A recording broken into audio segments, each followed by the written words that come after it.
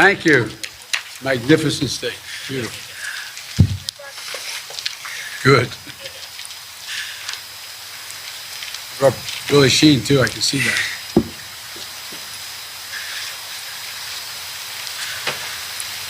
Well, good afternoon, everyone. My name is Victoria Sheehan, and I'm the Commissioner of the New Hampshire Department of Transportation. And it's my pleasure to welcome you to the town of Woodstock, and thank you all for being here. Yesterday, President Biden signed into law the $1.2 trillion bipartisan Infrastructure Investment and Jobs Act. And now today, the President is here in New Hampshire to discuss how the passage of the bill will impact the Granite State.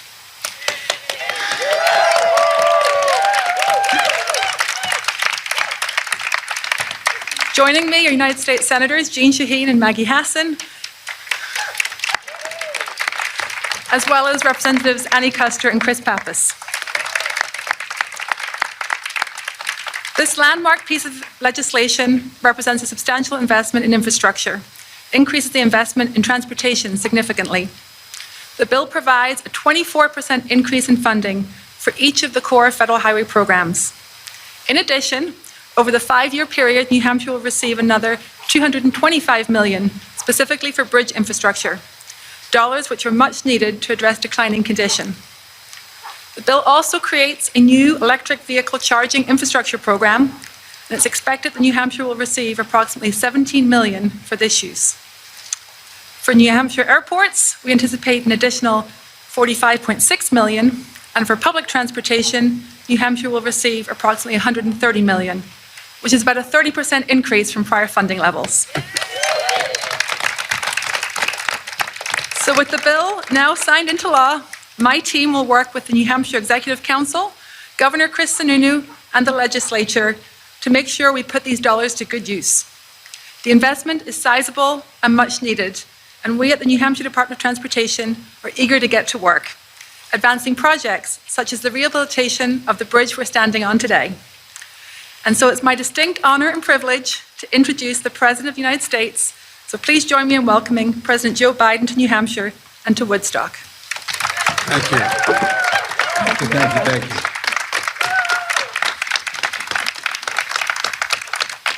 Before I officially start, Billy, you have something you have to give your wife. I got to remind you, okay? Okay, you got it? Okay, you got it. All right.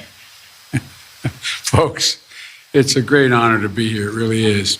Commissioner, thank you for that introduction. And it's great to be with members of Congress here. Maggie Hassan, Senator Jeanne Shaheen, Representative Annie Kuster, as well as Chris Pappas. And, let me tell you, the infrastructure law signed yesterday, and this is not hyperbole, would not have been possible without this delegation. That's a fact. No, Maggie, you did one hell of a job. Because, folks, you should know that Maggie was a key player in every aspect of this law. She led by getting bipartisan support.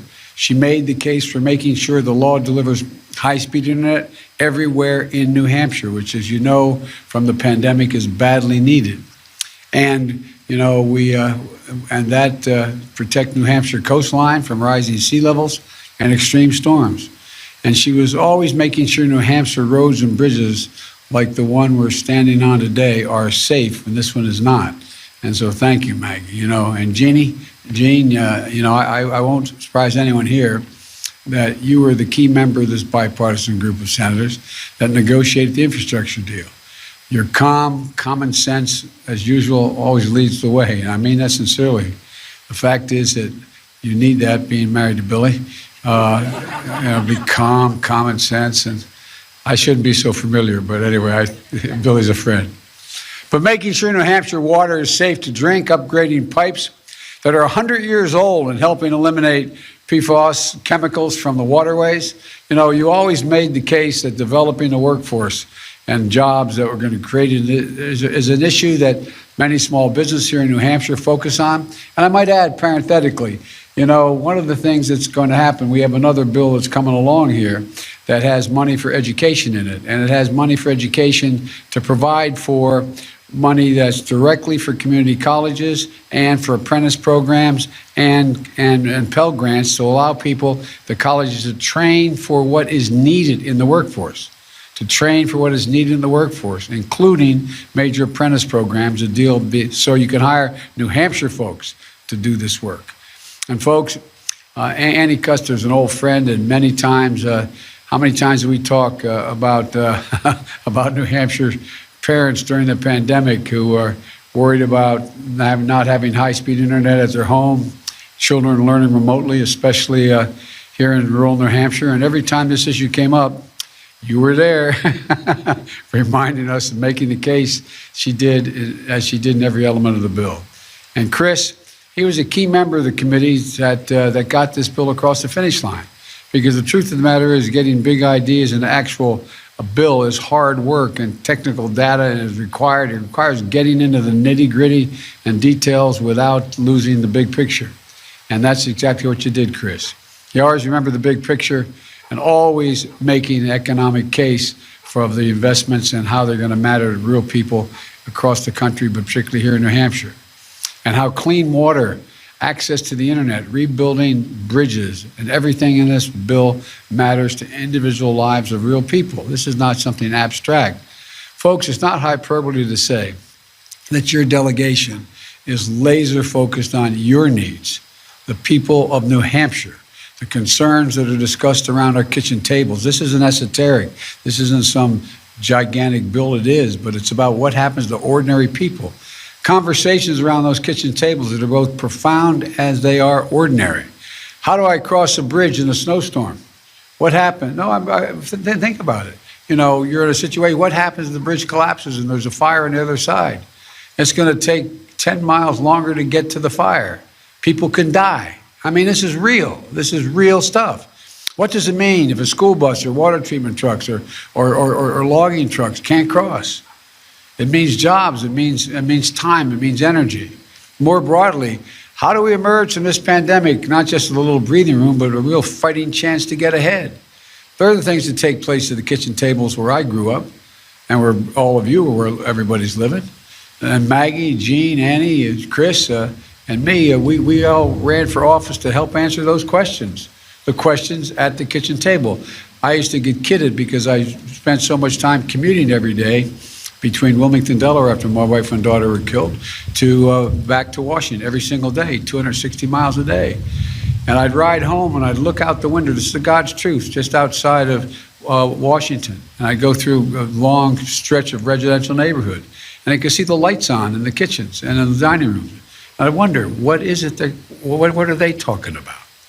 What are they thinking about? Because that's why I ran. That's why these folks ran. It's about they're taking care of their legitimate needs and to make sure democracy delivers for everybody.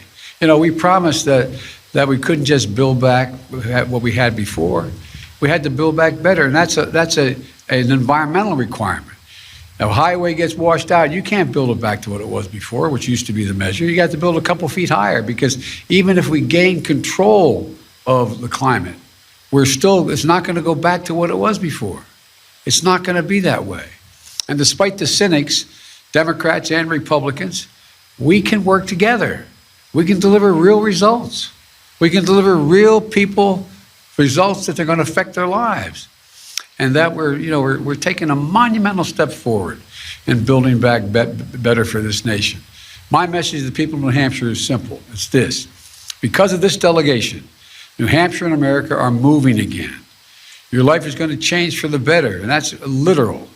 For example, the Pemmy Bridge here, I just walked across, opened in 1939, 82 years ago. This may not seem like a big bridge, but it saves lives and solves problems. Let me tell you why. Businesses depend on it, like the local propane company or the sand and gravel company or the logging trucks, or the public services depend on it, school buses, wastewater trucks, cross it every day. It's essential to Woostock Fire Station, about a quarter of a mile away. Without this bridge, as I said earlier, it's a 10-mile detour just to get to the other side. And I know, having had a house burned down with my wife in it, she got out safely, God willing, but having a significant portion of it burned, I can tell 10 minutes makes a hell of a difference. It makes a big difference. Folks, every mile counts. Every minute counts in an emergency. And folks, This is a bridge that has been structurally deficient for years. I'm preaching to the choir, I know. But the fact is, it used to be able to carry 40-ton trucks. Now the bridge is down to 20-ton restrictions. In a couple of weeks, it's going to be closed to put steel plates down over the weekend and for sections of this deck. That steel plate is basically like putting a Band-Aid on a major wound. This is going to make it bumpy for drivers, difficult for snow plows, and it's still dangerous for bikers. And when that's done, the bridge may need even more weight restrictions. The state has already spent $250,000 in Band-Aid repairs on this bridge alone. And right now, there are 215 bridges in your state, 215 bridges deemed structurally unsafe in New Hampshire alone. Many of them are less trafficked bridges. They're often overlooked when decisions are being made about where and how to invest and rebuild. But these bridges are essential in small towns, rural areas, farmers, and small businesses like in my state of Delaware. Not only you have about 700 miles of highway in New Hampshire that is listed in poor condition. Driving on these roads that need repair costs New Hampshire drivers an estimated extra $476 every year per person driving in gas and repairs and longer commute times. That's $476 in hidden tax on New Hampshire drivers as a result of deteriorating infrastructure. But thanks to the infrastructure law, we're going to make the most significant investment to modernize our roads and our bridges in 70 years. The law is going to speed up replacement of bridges by at least a year and allow New Hampshire to invest in other critical infrastructure needs. Thanks to the congressional delegation, this law also represents the most significant investment in passenger rail in 50 years in public transit ever. Here in New Hampshire, that means replacing about 1/3 of the transit vehicles, buses and the like, that are past their useful life. And what it means, you'll be safer, you'll get to where you're going faster, and you'll save money. And this means jobs for folks making these upgrades. It's estimated it'll create up to 2 million jobs extra a year and up to 16 million jobs nationwide. Good paying jobs, union jobs, jobs you can raise a family on, jobs that can't be outsourced. And that's not all. The bipartisan bill is going to mobilize our ports and our airports and freight rail to make it easier for companies to get goods to market, reduce supply chain bottlenecks we're experiencing now. I just had to convince the ports of Long Beach and Los Angeles, where 40% of all products come into the western United States, to stay open 7 days a week, 24 hours a day, because they're backing up ships and container vessels for miles and miles and miles, hundreds of them. And that's the reason why you don't have things on the shelves. Why? Because people are dying of COVID in the eastern part of the Pacific, or the western part of the Pacific, making the products that we're in fact buying here in the United States of America, or the products that go into the products we buy. Folks, we're going to lower costs for you and your families. This congressional delegation, we're going to start by replacing 100% of the lead water pipes and service lines in the United States and address PFAS as a dangerous forever chemical that is a threat to drinking water here in New Hampshire. Every American, every child should be able to turn on the faucet and drink clean water, which will also create thousands of good paying jobs for plumbers and pipe fitters replacing these pipes. You know, in every meeting about this law, this delegation made it clear that high-speed internet is essential as clean water and electricity. I don't know how many times you all told me that, but I think I already knew it, but you didn't let me forget it. And now, not just in New Hampshire for New Hampshire families, but New Hampshire businesses as well. Today, 1 in every 10 New Hampshire households doesn't have internet subscriptions. And in a lot of places, there's no broadband infrastructure at all. And the law is going to make high-speed internet affordable and available everywhere in New Hampshire, urban, suburban, rural. It's going to create jobs laying down those broadband lines. In the 21st century America, no parent should ever have to sit in a parking lot of a fast food restaurant to connect to the internet so their kids can do their homework or they can get their job assignment. Really, think about it. This law also builds on our resilience to extreme weather. Southwestern New Hampshire, there have been 200-year storms in recent years. Hurricane Irene hit New Hampshire really hard. And you all know that every winter power will go out from ice storms.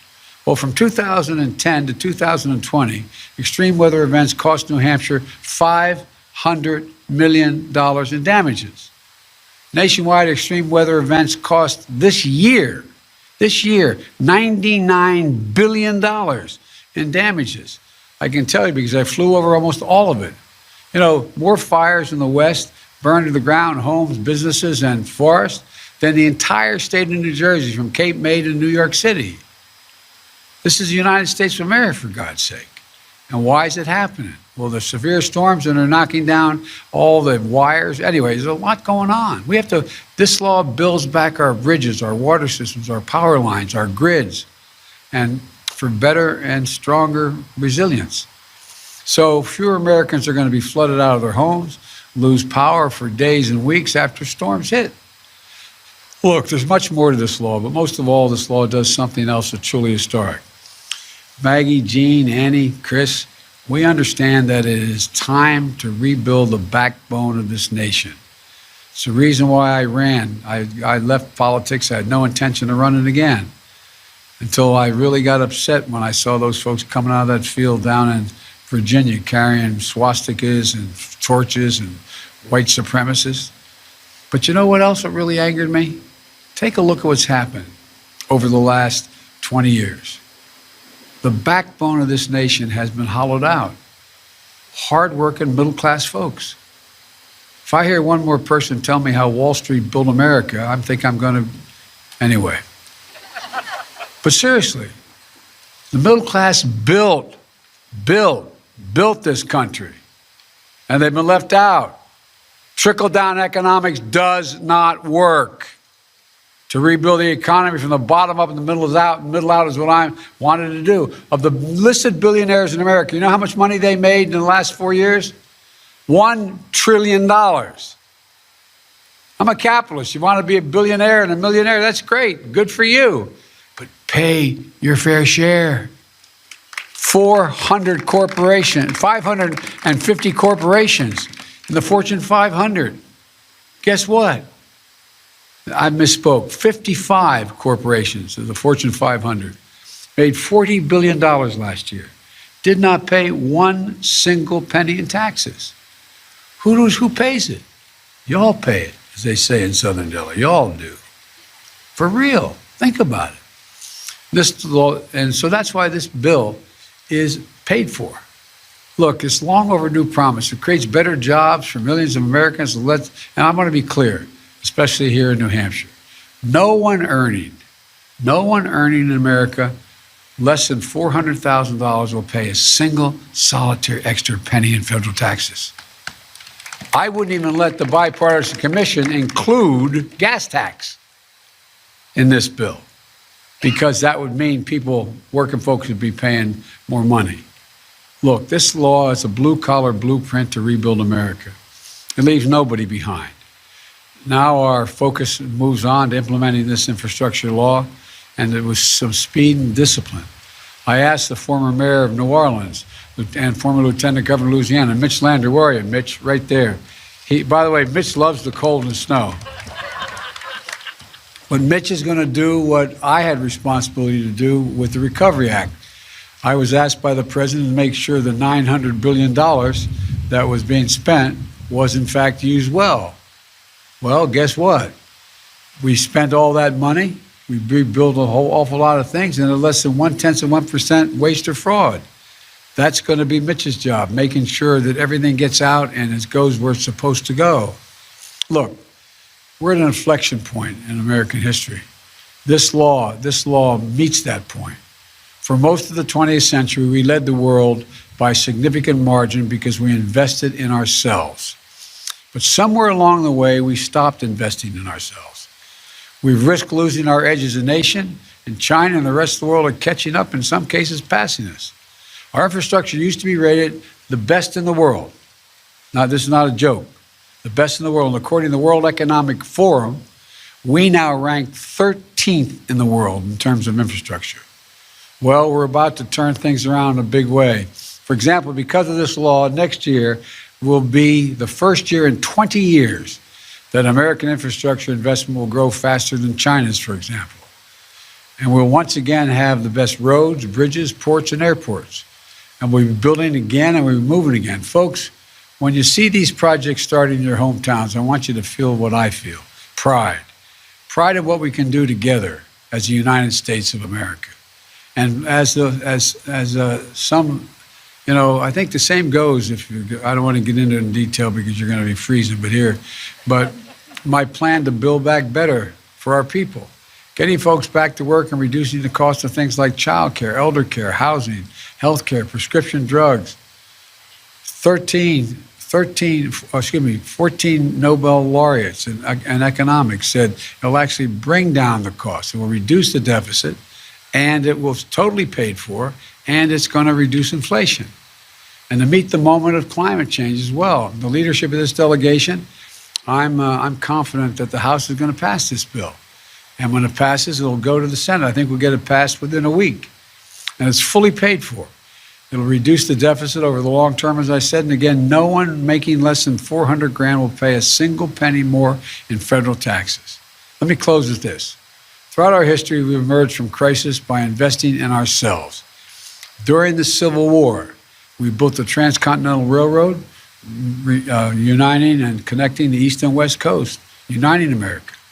During the Cold War, we built the interstate highway system, transforming how Americans live and where they're able to live. And now, as we work to put the COVID-19 pandemic behind us, we will build an economy of the 21st century. It matters. Last night, I had an important virtual meeting for 3.5 hours with the president of China, Xi Jinping. Years ago, when I was vice president, he asked me, when we were near the Tibetan Plateau, he asked me if I met with him more than any other world leader has. And he asked me if I could define America for him. This is a God true story. And I looked at him, I said, yes, I can, in one word, possibilities.